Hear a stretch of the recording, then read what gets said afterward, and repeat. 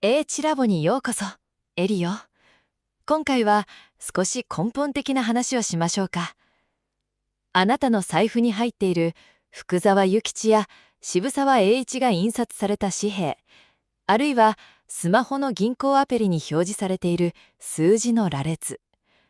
毎日この数字を少しでも増やすために朝から晩まで満員電車に揺られ、多責思考な顧客、取引先、嫌な上司にも頭を下げ、限りある時間を割いて、さらには睡眠時間も削り、必死に働いている。中には借金を抱えてしまった、この数字が減ってしまったという理由で精神を病んでしまったり、自ら命を絶ってしまう人さえいるわ。冷静に考えてみて。紙幣はただの紙切れで、ただのデータに過ぎない。食べられるわけでもない。抱きしめて温めてくれるわけでもない。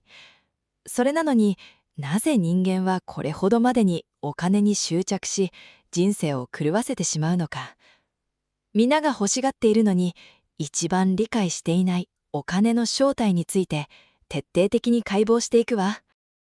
そもそもお金って何なのかしら。教科書なんかだと、昔は豚と麦を物々交換していて、不便だから貝殻や金がお金になったって教わるわよね。でも実は最近の歴史研究ではその説は否定されつつあるの。本当の始まりは古代メソポタミア、今のイラク周辺よ。そこでお金として使われていたのはなんとただの粘土板だったの。誰が誰に麦をどれくらい借りているか、その借金の記録、帳簿を粘土板に刻んだのよ。つまりお金の起源はコインでも金塊でもなく、私はあなたにこれだけの価値を返す約束をしますという信用と借金だったの。そこから時代が変わって紀元前7世紀、今のトルコあたりにあったリディア王国で人類初の世界最古の鋳造貨幣エレクトロン貨が生まれたわ。ただの金属の塊に王様の紋章ライオンをガツンと刻印したの。どうしてそんなことをしたと思う？この金属の重さと価値は偉大なる王である私が保証するって宣言するためよ。続く古代ローマ帝国でも皇帝の顔をコインに刻んだわよね。あれは自己顕示欲だけじゃないの。国や権力者が保証しているという権威がただの金属をお金に変える魔法だったのよ。さて、金属のコインは確かに便利だったけど、経済が発展すると致命的な弱点に気づくわ。重すぎるのよ。11世紀の中国では鉄のコインを使っていたんだけど、ちょっと大きな買い物をするだけで馬車で何十キロもの鉄の塊を運ばなきゃいけなかった。そこで頭のいい商人が考えたわ。重たい鉄のコインは金庫に預けておいて、代わりに鉄のコインを引き出せる預かり証、紙を渡せばそれで支払いになるんじゃないってね。これが人類初の紙幣、硬紙の誕生よ。ただの紙切れが鉄や銅と同じ価値を持った瞬間。ここでいよいよお金は実体、金属から離れて人々の頭の中にあるこれはお金であるという思い込み、幻想のフェーズに突入していくわ。そして舞台はヨーロッパへ移るわ。14世紀のイタリア・ルネサンス期。メディチ家のような大商人たちが銀行のシステムを完成させたの。彼らは為替手形という紙切れ1枚でイタリアから遠く離れたイギリスやフランスへ実際のお金を運ぶことなく価値だけを移動させたのよ。山賊に襲われるリスクもなく帳簿の数字を書き換えるだけ。さらに17世紀のオランダのアムステルダムでは世界初の株式会社である東インド会社が生まれ、株式の売買が始まった。この時点でヨーロッパの経済を動かしていたのはもはや金貨や銀貨じゃない。あの銀行にはちゃんと資産があるはずだ。あの会社は将来儲かるはずだという人々の頭の中にあるネットワークと期待こそがお金の正体になったのよ。そして極めつけは現代1971年のアメリカよ。当時のドルは金と交換できる券だったの。つまりまだギリギリで実体のある価値、金に縛り付けられていた。でも当時のニクソン大統領はテレビカメラの前で突然こう言い放ったの。今日からドルと金の交換を停止するってね。これが歴史に名高いニクソンショックよ。この瞬間、世界中のお金から価値の裏付け、ゴールドが完全に消え去ったわ。今財布に入っている日本円もアメリカのドルも金や銀と交換する約束なんて一切されていない。ただの国が発行した借用書よ。日本にいる1億2000万人がこの紙には価値があると信じ込んでいるから、あるいは国が税金として受け取ってくれると信じているから、かろうじて価値を保っているだけの 100% 純粋な巨大な共同元素、それがお金の正体なのよ。さあ、歴史を振り返ってどう思った？粘土板から始まり、王様の印、ただの紙切れ、そして今はスマホの画面に表示されるデジタルデータ、電子マネー。形は変わっても本質はずっと同じ。人間同士の信用よ。お金そのものに価値があるんじゃないの。お金の向こう側にいる他人の労働力や物と交換できるという信頼のネットワークがそこにあるだけ。ここを勘違いしちゃダメ。お金はただの交換チケットに過ぎない。なのに凡人はいつの間にかこの実体のないチケットを集めること自体を人生の目的にすり替えて、体を壊したり心を病んだりしている。幻想の奴隷になるなんて滑稽だと思わない？どうして人間はチケット集めにそこまで狂ってしまうのか。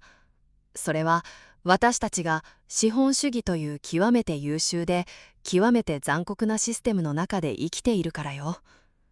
資本主義の本質は自己増殖。利益を出してそれを再投資してさらに大きな利益を出す。この果てしない拡大を強制するシステムなの。このシステムの中ではもっともっとという欲望が正義とされるわ。だから年収400万の時は600万あれば幸せになれると思っていたのに、600万になると1000万ないと不安だになり、タワマンに住めば次はもっと上の階にとなる。これを心理学でヘドニックトレッドミル、快楽のランニングマシーンと呼ぶわ。走っても走っても景色は変わらない。ゴールなんて最初から存在しないの。資本主義というマシーンの上で自分のペースを見失って全力疾走し続けたら、最後は心臓が破裂して倒れるに決まってるじゃない。もちろんお金を否定するつもりはないわ。きれい事を言うつもりもない。資本主義社会においてお金は防具よ。病気になった時の最高の医療、雨風をしのぐ安全な家、やりたくない労働を拒否する権利、これらはお金で買える。ノーベル経済学賞を受賞した研究でも、年収800万円程度までは収入と幸福度は比例するというデータがあるわ。でもね、そこから先はいくら稼いでも幸福度は上がらない。なぜなら、お金は不幸を減らすことはできても、幸福を作り出すことはできないからよ。お金で高級なベッドは買えても、安らかな睡眠は買えない。お金で高級時計は買えても、充実した時間は買えない。お金で取り巻きは買えても、無条件に愛してくれる家族や友人の心は絶対に買えないの。今日という一日を笑って過ごせるかどうか、美味しくご飯を食べられるかどうかに、口座残高は1ミリも関係ないのよ。じゃあ、この狂った世界でお金に振り回されずに生きるにはどうすればいいのか。答えはシンプル。自分にとっての足るを知るを明確にすること。あなたの人生にとって本当に必要なものは何？見栄を張るための高級車？ SNS で自慢するためのハイブランド？そんな他人の価値観、パラダイムで生きるのをやめて、自分と家族が健康に、笑顔で暮らすためには月にいくら必要なのか。自分のライフスタイルにおけるゴールテープを自分自身で引くのよ。それが明確になれば無駄な不安は消えるわ。あとはそのラインを守るために合理的な行動をとるだけ。稼いだお金の一部を感情を挟まずに全世界の富を享受できるインデックスファンドに毎月淡々と積み立てる。お金というチケットを資本主義の成長エンジンにポーンと置いておくの。自分は自分の影響の輪の中で健康を保ち、大切な人を愛し、自分がやりがいを感じる仕事や趣味に没頭する。お金を主人にするんじゃないわ。お金はあなたの人生を豊かにするためのただの有能な執事でいいの。最後にもう一つ、あの世にお金は1円も持っていけない。毎日の睡眠時間を削り、ストレスで胃を痛め、追い求めているその数字は、死んだ瞬間にただの相続財産という無機質なデータに変わるの。いいこと？あなたにとっての最大の資産は株でも現金でもない。今健康に動くその体と今日という時間よ。健康を犠牲にしてまで手に入れる価値のあるお金なんてこの世には存在しない。現状維持は対価よ。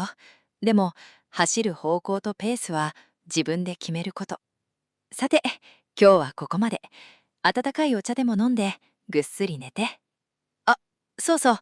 チャンネル登録とあなたの感想をコメント欄から教えてね。それじゃ、また次回の配信で。良い一日を。